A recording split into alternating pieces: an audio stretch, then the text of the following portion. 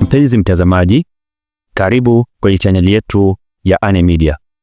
Katika chaneli hii tunayo programu maalum ambayo ni Powerline Show. Kwenye Powerline Show huwa tunaangazia masuala mbalimbali kuhusu siasa, biashara, elimu na mengi mengineyo. Kumbuka kusubscribe kwenye chaneli yetu ya Ane Media.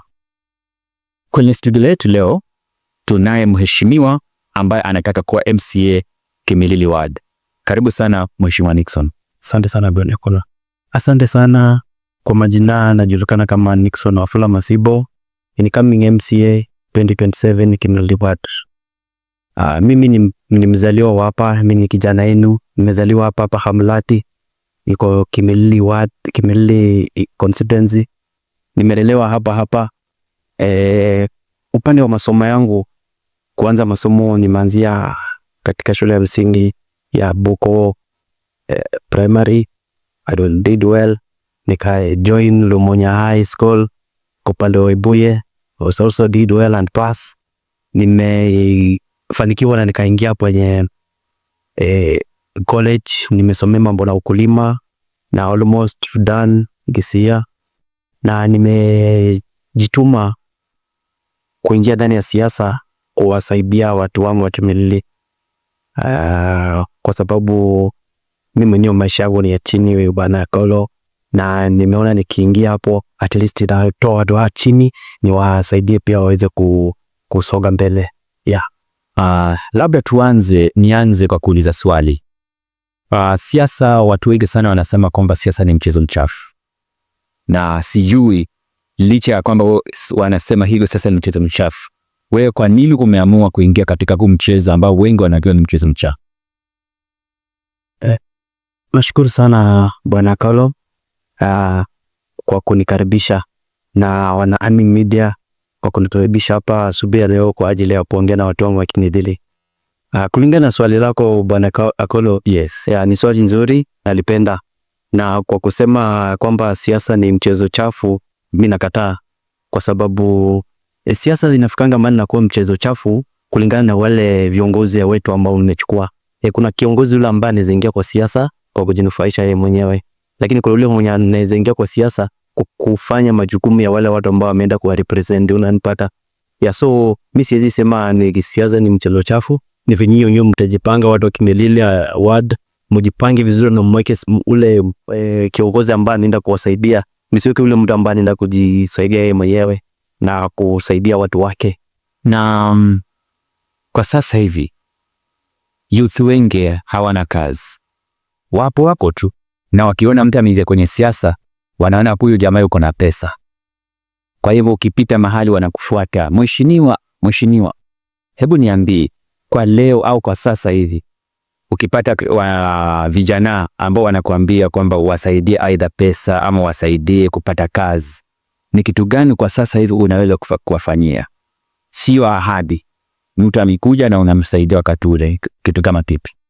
Okay, asante sana Bwana Ekolo. Mimi swali hilo ni mzuri na ni safi sana, na kulingana venye nimelipokea na jibu venye mimi mwenyewe nimelipokea. Sasa nikipatana na kijana, unajua vijana wengi sasa Bwana Ekolo hatuna kazi au la kazi. So sasa hizi kijana kama nimepatana na vijana na mmeamua kunisupport, mnataka niwasaidie vizuri, mimi ndawaomba kuwasaidia kitu moja. Sasa lazima tukue na pesa kwa mfuko, na sitapea pesa ni kuweka kwa mfuko Bwana Ekolo. Kuna kitu nitoka project kulingana kidogo yenye nakuwa nayo, kuliko nikupatie hiyo 100 of which unamaliza saa hii tena unarudi. It's better kupatie project. So I will maybe connect with my ward na nione how many villages do we have, na nianze kutembea nikitafuta vijana, ama niwaambie vijana mtengeneze group, mimi niwasaidie. I can introduce me projects. Mimi ni mtu wa kilimo, mimi ni mtu anaelewa mambo na ukulima, nizaamua kuintroduce kama tuseme Hamlati Village. That's an example. Niseme yote niweke hapa project ya poultry. So yani niwaambie mfanye hard work, hiyo bidii muzalishe. Okay. Hiyo itakuwa nimewasaidia. Sawa. Na umezungumzia masuala ya project. Na nina uhakika kwamba yule MC aliyopo sasa hivi kuna mambo ambayo umemtazama, kuna yale ambayo amefanya, kuna yale ambayo labda hayafanya. Na kuna projects ambazo labda ama project ambayo unaona labda imefeli mahali fulani. Labda utuambie ni project ipi umeona haijafanikiwa, lakini ni kitu ambacho kunaweza kukirekebisha ikiwa utachaguliwa kama MC ile. Okay. Nishukuru sana Bwana Kolo. Ya kulingana na venye nimeona na nikafanya utafiti zaidi, vijana wamesahauliwa. Mostly kiongozi mwenyako amebezo na maybe wale wa hiyo legend ya juu, wale wa rika yake. Yeah. So mimi kulingana venye nimeona kuna mahali tumesahaulika kama vijana. Mbali napokosa kazi, hatuna mahali pa kujishikilia. Unaona, hata unaona contract mingi zikiledwa ni watu wale wa juu wenye wamesoma. Kuna wale vijana wa chini hawajasoma. Sasa mimi kulingana venye nimeona, nikiingia hapo nita introduce kitu kama merry go round. Okay. Ya merry go round ni wale vijana tu youth group, monde group, na mko na kitu kama Muganda. That's a project and it can work. Okay. Ya Uwasaidie. Ya yose wanasema kwamba umoja ni nguvu, utengano ni udhaifu kabisa. Na pia nikikuuliza bwana MCA mtarajiwa, unajua watu pia wanasema kwamba wanawakashifu, wanawashuku, wanasema kwamba MCAs wengi huwa wanaenda sana chini ya maji wakati hakuna pesa. Wanaizama kabisa, hawataki kuonekana na kadhalika. Labda nikuulize swali. Wakati huna hela, je, unaweza ukajitokeza kwenye umma na ukawatetea ama ukawaambia kitu ambacho kitawapatia matumaini katika maisha yao ili waendeleze, wawe na uwezo wa kufanya shughuli zao wakijua kwamba MCA wetu hakika yuko na sisi, hawezi kutuacha wakati wa shida na wakati wa raha? Yeah. Asante sana Bwana Akolo. Unajua siasa chafu inafanyika na pesa. Yeah. Na siwezi kosa pesa na nikosa kutembelea watu wangu. Na ukiona mwanasiasa mwenye anakuja na pesa ama pesa inamtembeza, huyo mtu anakununua. Na huyo mtu atakununua kwa hiyo pesa ambayo atakupatia na kutesa nyaka yako yote. Yeah. So mimi hata niwe nayo nikose, still nakuja kutembelea watu wangu, tukae chini tuongee. Kidogo yenye nakuwa nayo, obvious siwezi kosa kidogo hivi. Kia tutakula, then we proceed. Yeah, lazima nijitokeze Bwana Kolo, na lazima nikuje niwaone, ni feel the round, nione mnaendelea na mala. Okay, asante sana mheshimiwa. Na utapata kwamba waheshimiwa ama anaweza kuwa ni rais, anaweza kuwa ni mbunge, anaweza kuwa pia ni MCA, mimi unavyotaka kuwa MCA.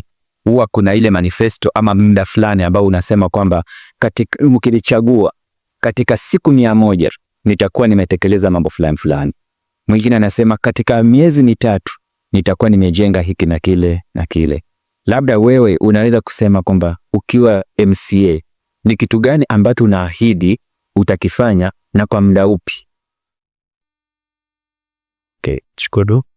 Unajua Kenya sahi ndugu yangu imekuwa ya ahadi. Na ukiahidi watapinda majina. Yeah, so mimi kuahidi itakuwa ngumu kidogo. Lakini nafanya tuto action. Yeah.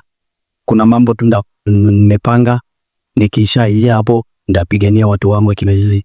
Na hiyo ndio mimi ndangangana kuleta kwa ground. Yeah. Sana nimeongelea mambo na project. Tunajua kitu ya maana sana ni pesa, watu kupata pesa na kujiendeleza kwa maisha. Yeah. So kwa ahidi maybe siwezi ahidi, lakini mimi ndafanya kulingana venye matakwa ya watu milele. Okay. Yeah. Baada ya miaka 2 mheshimiwa, ikiwa hakutakuwa na mabadiliko yoyote katika ward, baada ya miaka 2, unaona hawa wana Kimilili wakusamehe ama wakutoe kwenye UMCA ya, kwa sababu watafika mahali anasema huyo hata akiamua kurudi baada ya miaka 5 vile hatumtaki. Sasa wewe una maoni gani kuhusu swala hilo? Ikiwa baada ya miaka 2 hakuna kitu kitabadilika. Wana matarajio makubwa sana. Naam. Mbukumu hiyo kumbuka. Mimi na wewe Ian. Unajua Bwana Kolo, naam. I'm not sure kama chini ya miaka 2 inaweza kuwa sijafanya kitu, niko kazi. Yeah. That's an embarrassment. Na I don't think so. Kama naweza enda niko kwa ofisi na kuna kitu inafanyika, siwezi amini. I'm very sure nikiingia hapo after 2 years kuna mambo itafanyika. Watu wa Kimilili wenyewe mtaona. Yeah, juu kulingana na venye Mungu amenituma. Unajua hii uongozi utoka kwa Mungu. Yeah, so kulingana na venye Mungu amenituma, siwezi waangusha watu wa Kimilili na nita work hard. Within 2 years mtaona matunda. Yeah. Asante sana. Kwa hivyo labda tukielekea mwisho Bwana Mheshimiwa. Baada ya miaka 5 kutoka leo, watu waseme nini kukuhusu? Kwamba kuna kitu ambacho MCA amebadilisha na watasema hai, huyu MCA wetu hiki amekibadilisha. Iweje? Au kila kitu kipi? Bwana Kolo, nashukuru sana kwa swali hilo. Ni swali nzuri sana. Mimi kichwa changu hiki nimebeba mambo mingi ya kufanya watu wangu wa Kimilili. Na nina mambo mingi. Unajua nilipoanza nilikuambia lazima tukijana weke pesa kwa mfuko. Na lazima Kimilili iendelee. Saizi ukitembea kwenye sekta zetu, mseme dispensaries, schools, those institutions, utapata kweli iko chini ki infrastructure. Yeah, unapata maybe ina zile services zao watu wako chini. Unaweza pata umezengia yako dispensary, unapata hakuna madawa, unaweza pata hakuna infrastructure compare, even hata ina ua. Yeah, so mimi nikiingia hapo basically mitangalia institutions au educations. Yeah, hivyo inaenda huko. Tunarekebisha na magari. Kuna mabarabara zingine zimesahulika. Yeah, tuna mabarabara hata ukiangalia kwa map ziko lakini zimesahulika kabisa. So mimi nikiingia hapo ndajaribu kuangalia zile mabarabara kufungulia watu wetu. Yeah, hizo vitu kama hizo. Kala kuna mapo mingi sana niko nayo. Nikiingia hapo hata kuna wengine wananchi wako nayo, tutaongezea na tunafanya kazi pamoja.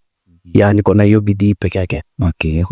Na kuna changamoto fulani tangu utangaze azma yako ya kuwa MCA ambayo labda umekumbana nazo, unaona sijui kama nitaweza.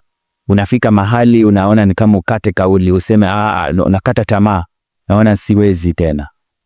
Ama umesema umeamua kabisa, ikakuwa hivyo hutamwachia mtu mwingine. Na asante sana. Changamoto ni mingi sana ndugu yangu, ni mingi. Kama kuna wakati fulani juzi ya tulihudhuria matanga fulani pale Matili. No. Na it's like tuliamka nikaongelesha watu vizuri. Kumaliza kuna chief, zitamtaja wa wapi, lakini chief tu aliamuka. Aliamuka ndugu yangu alifanya kitu naitwanga monking. Yeah, alikashifu akasema watu wenye mna kipi kiti ispeta mtafute zile makaratasi mmoja tuwape kazi. Oficha na kutoa moyo sema. Yeah, so changamoto ni mingi. Unaona mtu haputaki ataki hata ukwe na yeye. Na mimi nataka kuuliza swali moja, utaniruhusu niulize ile. Mtu umekuwa in politics, tuseme in government for 30 years, more than 30 years, hujaleta kitu yoyote. Alafu unataka kujipeleka useme mimi nataka kuresign kazi yangu nikuje kwa serikali. What are you coming to do, my friends? Now hiyo miaka yote hakuna kitu umeletea watu wa Kimilili, hakuna kitu hata umefanya tu kwa kitu waseme, hata umekutana kwa group yoyote waseme huyu ni chief na amekuja waje tumpatie hiki kiti atatusaidia. So inatafaa tuchungane na watu kama hao. Kulingana na changamoto nyingine, kuna wale ambao wamekuja wakaniambia Bwana Nick, kweli naona unang'ang'ana, lakini mimi niliona tu back mtu fulani. Na kuna vitu kama hizi nimezipata. Kulingana kutoka events, maybe umeenda matanga umehudhuria, kutoka hapo unapatana mtu anamjua kutafuta na kuambia kulingana na venye unaenda na utaweza. Sasa wacha tu back mtu fulani tusigawanishe hivi bora Ofichu huyu mtu ni mlaghai, anakuja kunilaghai, anakuja kunitoa kwa la hivi. Hiyo sasa nyanyasa watu chini. Yeah, so changamoto ni kama hiyo. Yeah. Okay. Sasa labda tunapomalizia kwenye programu yetu, nataka uambie, utazame ile kamera, uambie Wanakimilili mambo yako, ama utueleze kwa ufupi mambo yako ili waweze kukuelewa zaidi na waweze hata kupata ile kura. Na asante sana. Watu wangu wa Kimilili, vile niwaambia, kwa majina naitwa Nixon, MCA, coming MCA 2027. Yes. Ningependa kuwaomba sana, kama kijana uko pale nje na hauna kura, tafadhali chukua kura yako, jiandikishe kama mpiga kura, kwa sababu hiyo ndio inafikanga mahali tunapoteza watu wa maana, ni kwa sababu tu hauna kura au jenda kupiga kura yako. Utakula hiyo 100 ya mtu, lakini actually itakuja kucost for 5 years. So please, chukua kura, jitokeze, tupige kura. Na ukienda pale kwa ballot, angalia jina ya Nixon Wafula Masibo, weka tick. Najua mbunge wenu mnamjua vizuri, ni kijana mwenye bidii. Nikisema ni kijana mwenye bidii, mnamjua ni nani. Tafuta huyo jamaa, mpatie kura. Alafu pale juu, unajua ni mtu mmoja ambaye tunaenda kusoma na yeye. Yaani mtoto wetu tumekuwa na yeye hapa, amesaidia Kimilili. Ona Kimilili imeng'ara, tembesa yuko mashule, utapata kuna buildings, kuna gorofa, oficha apijai, ona ile miaka ya nyuma. So hapo juu tuko na Didmus Wekesa Barasa. Tafadhali simama na huyo jamaa na mpei kaundi, hata tutengenezea. So Kimilili people, mimi nawaomba kama kijana yenu, I think nyinyi mnanijua vizuri. Nimezaliwa hapa. Kuna wale watu wananijua vizuri. Tafadhali simameni na mimi na naenda kuwasaidia. Yeah. Mtazamaji mpenzi, tumekuwa naye mheshimiwa Bwana Nixon Barasa ama Wafula. Nixon Wafula alikuwa nasi kwenye studio zetu za Ani Media, na tumekuwa tukimhoji kuhusu masuala mbalimbali, na kufikia hapo tunakamatisha programu yetu, tukimtakia kila laheri, tukijua kwamba Mungu atamsaidia na ataweza kupata kitu ambacho anakihitaji. Mimi kuwa mtangazaji wenu ambaye niwaletea programu hii anaitwa Titus Akolo. Tutakutana tena wakati mwingine, lakini kumbuka kusubscribe kwenye channel yetu ya Ani Media. Hadi wakati mwingine, fanya siasa iliyo safi na ubarikiwe sana.